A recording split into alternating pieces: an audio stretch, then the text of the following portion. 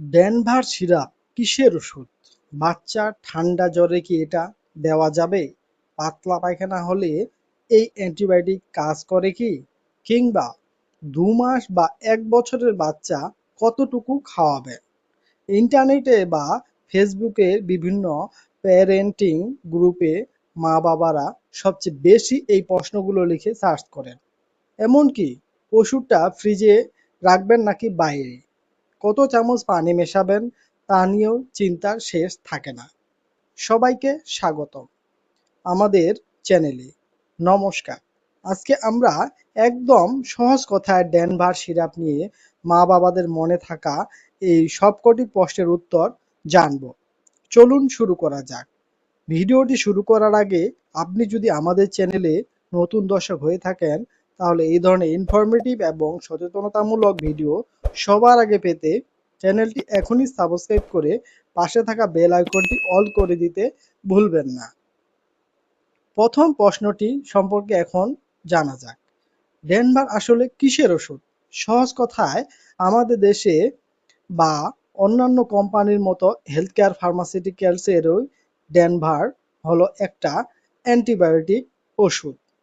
এর ভেতরে আসল উপাদানের নাম হচ্ছে সেফিক্সিন।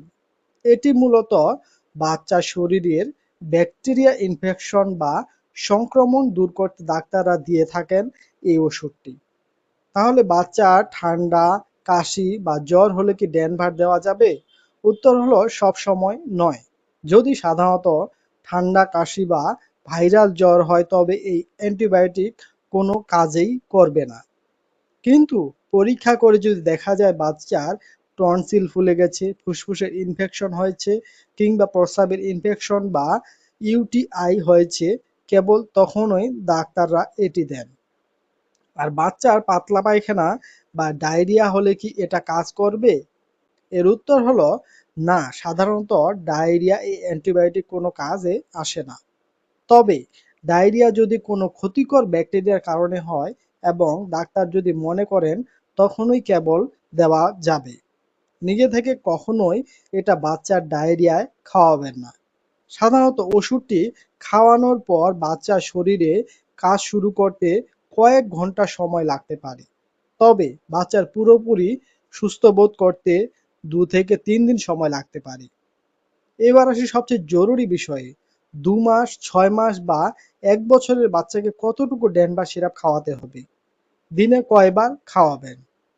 একটা কথা খুব ভালো করে মনে রাখুন। অ্যান্টিবায়োটিকের ডোজ কখনো আন্দাজে বা ইন্টারনেটের ভিডিও দেখে ঠিক করা যায় না। এটি সম্পূর্ণ নির্ভর করে আপনার বাচ্চার বর্তমান ওজন কত এবং তার ইনফেকশনটা কতটা ছড়ালো তার উপরে। তাই ডাক্তার আপনার বাচ্চাকে মেপে যত এমএল দিতে হবে ঠিক ততটুকুই দেবেন। সাধারণত এই ওষুধটি দিনে ১ বার বা ২ বার খাওয়ানোর নিয়ম হয়ে থাকে। আর এটি খালি পেটে নাকি ভরা পেটে খাওয়াবেন? চেষ্টা করবেন বাচ্চাকে কিছু খাওয়ানোর পর, অর্থাৎ ভরা পেটে ওষুধটা খাওয়াতে। এতে বাচ্চার গ্যাস্ট্রিকের সমস্যা, পেটের অস্বস্তি হওয়ার সুযোগ থাকে না। এখানে একটা সতর্কবার্তা বলে যাই। ছোট নবজাতক শিশুদের জন্য কি ডেনভার সিরাপ নিরাপদ? সাধারণত একদম ছোট বাচ্চাদের, অর্থাৎ যাদের বয়স ৬ মাসের কম, তাদের ক্ষেত্রে এই ওষুধটি দেওয়ার আগে ডাক্তাররা অনেক বেশি সাবধানতা অবলম্বন করেন। তাই ডাক্তারের সরাসরি পরামর্শ ছাড়া ছোট বাচ্চাদের এটি দেওয়া মোটেও নিরাপদ নয়। ডেনভার কেনার পর বোতলে কিন্তু কোনো তরল ওষুধ থাকে না, থাকে শুকনো পাউডার। এটা আপনাকে পানি দিয়ে তৈরি করে নিতে হবে। অনেকেই প্রশ্ন করেন ডেনভার ৫০ মিলি সিরাপ তৈরি করার সঠিক নিয়মটা কি? কত চামচ পানি মেশাতে হবে? সহজ নিয়মটা শুনুন। প্রথমে পানি ভালো করে ফুটিয়ে একদম ঠান্ডা বা ঘরের স্বাভাবিক তাপমাত্রায় নিয়ে আসুন। ভুলে গরম পানি দেবেন না। এবার ডেনভারের বোতলের গায়ে একটা দাগ বা তার চিহ্ন দেখতে পাবেন। প্রথমে অর্ধেক পানি দিয়ে বোতলটা ভালো করে ঝাঁকিয়ে নিন, যেন পাউডারটা দলা পেকে না থাকে। এরপর বাকি পানিটুকু একদমই ওই দাগ পর্যন্ত মেপে ঢেলে আবার ভালোভাবে ঝাঁকিয়ে নিন। চামচ দিয়ে মেপে পানি দিতে যাবেন না। বোতলের দাগটাই হলো আসল মাপ। তৈরি তো হলো, এবার রাখবেন কোথায়? পানি মেশানোর পর ডেনভার সিরাপটি নর্মাল ফ্রিজে রাখাই সবচেয়ে ভালো। তবে ফ্রিজে জায়গা না থাকলে ঘরের এমন জায়গায় রাখুন যেখানে রোদ পড়ে না এবং জায়গা ঠান্ডা থাকে। সবচেয়ে বড় কথা, পানি মেশানোর পর এই সিরাপ মাত্র ৭ দিন ভালো থাকে। ৭ দিন পার হয়ে গেলে বোতলের ওষুধ বাকি থাকলেও তা ফেলে দিতে হবে। বাচ্চাকে আর কখনো খাওয়ানো যাবে না। অনেক বাবা-মা জিজ্ঞেস করেন, ডেনভার সিরাপ খাওয়ালে কি বাচ্চার পাতলা পায়খানা হতে পারে? উত্তর হলো হ্যাঁ, এটা কিন্তু খুবই সাধারণ একটা পার্শ্ব প্রতিক্রিয়া।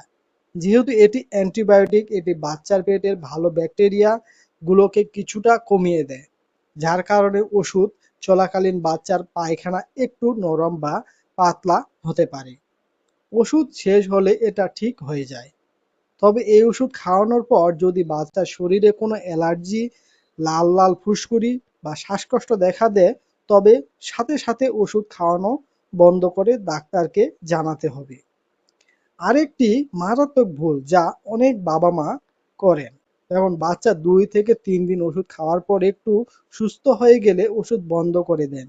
ভাবেন বেশি অ্যান্টিবায়োটিক খাওয়ালে বাচ্চার ক্ষতি হতে পারে। এই কাজটি ভুলেও করবেন না। ডাক্তার যতদিন কোর্স দিয়েছেন তা ৫ দিন হোক বা ৭ দিন, পুরো কোর্স শেষ করতে হবে। মাঝপথে বন্ধ করলে বাচ্চার শরীরে অ্যান্টিবায়োটিকের রেজিস্ট্যান্ট হয়ে যেতে পারে।